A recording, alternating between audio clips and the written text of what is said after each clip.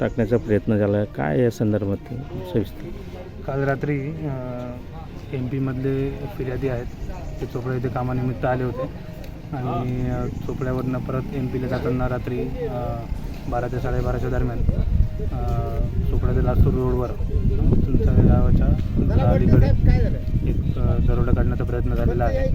मात्र ड्रायव्हर यांनी समजसूचकता दाखवून लगेच गाडी पुढे घेतली, त्यामुळे तो त्यांचा प्रयत्न फसलेला आहे. सुमारे 5 ते 6 जण होते आणि आता पुढचा आपला शोध त्या अनुषंगाने चालू आहे. Chopda police station, city police station येथे गुन्हा दाखल करण्यात आलेला आहे.